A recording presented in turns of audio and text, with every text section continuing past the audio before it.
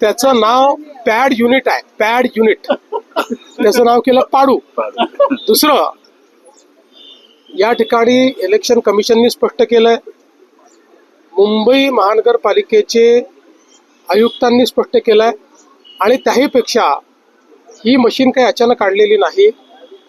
मला त्या ठिकाणी ज्यावेळेस माहिती घेतली त्यावेळेस इलेक्शन कमिशननी सांगितलं, मुंबई महानगरपालिकेने सांगितलं, सगळ्या पक्षाच्या रिप्रेझेंटेटिव्हला बोलवलं होतं, ते उपस्थित होते.